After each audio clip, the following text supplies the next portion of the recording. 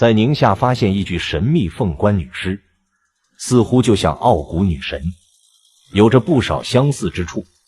传说这位傲骨女神可以穿越阴阳两界，让人死而复生，但是她总是佩戴造型夸张的金色面具，让世人无法端详其真实面相，最后归因于神女峰之中。而在我国宁夏地区，不久前意外发现一座用薄如纸片做的金凤冠，包裹着整个头颅的女尸。最令人诧异的是，男尸尸骨左手挽着爱人的右手，即使深埋1000年，两人也要长相厮守，而这一牵手也就长达1400年。难道这就是千年不变的永恒爱情吗？但令人不解的是，两位墓主人紧紧相拥在不足3平方米狭窄墓地中。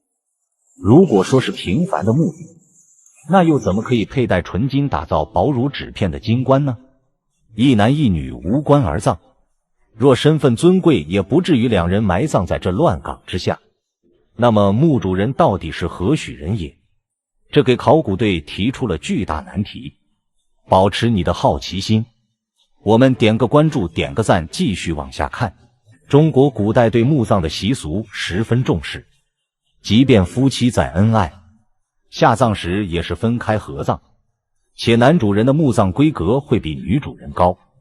所以宁夏出土的一座古墓引起了专家们的疑惑，墓中存在种种怪象，墓中竟为夫妻2人合葬，即便已过1000年，双方化作白骨，手仍紧紧握着。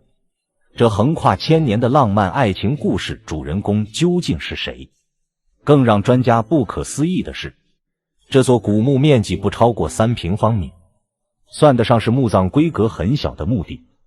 男主人竟头戴宁夏第1金冠，陪葬品中还有不少奇怪的金器，让人浮想联翩。男主人若是身份尊贵，怎么会委屈自己与妻子草草葬在如此小的古墓中？若是身份低微，又怎会拿金饰品、金器作为陪葬品？我们不妨带着疑惑往下看吧。故事还要从2004年说起。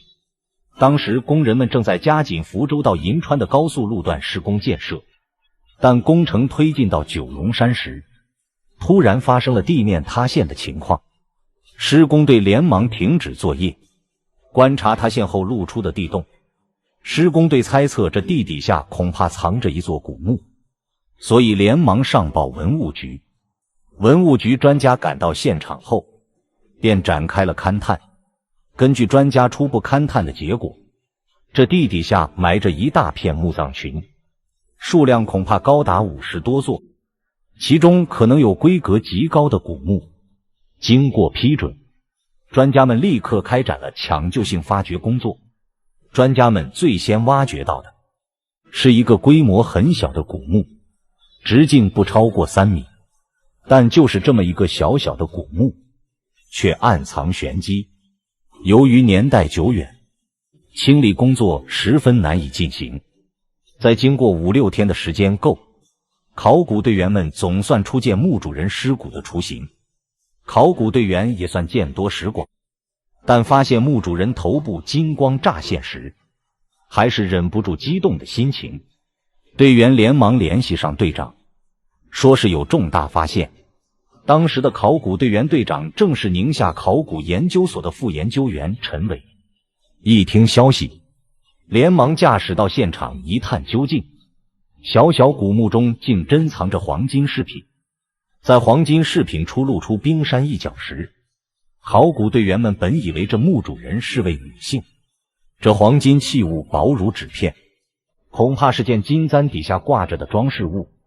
但随着考古工作的深入，考古队员们都诧异了，这黄金饰品并非小小一片，而是像环状一般包裹了墓主人的大半个头部，看起来倒像是个金色皇冠。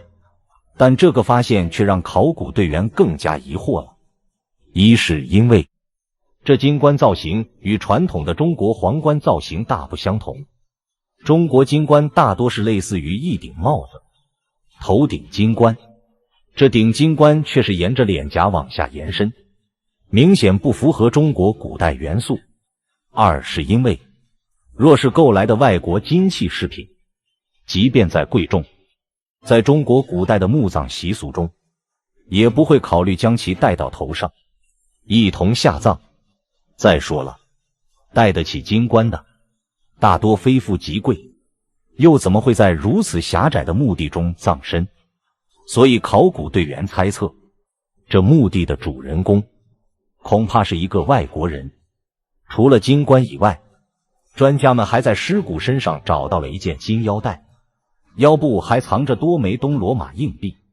这些证据也足以证明墓主人外国人的身份。而东罗马硬币的这个发现让专家们格外兴奋，这恰恰说明了在距今1400多年前，中国与横跨近半个地球距离的东罗马有着紧密的联系。如今这东西方交汇的桥梁又再度重现在我们眼前。随着清理工作的深入，考古队员又有了重大发现，墓主人身旁的泥土中竟又露出一个头骨。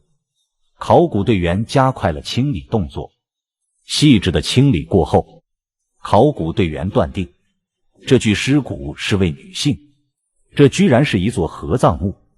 更惊人的是，男女之间的手部骨骼处部分环节紧紧扣在了一起，这对男女竟然牵手千年，向考古人员诉说了一场横跨千年的旷世爱恋。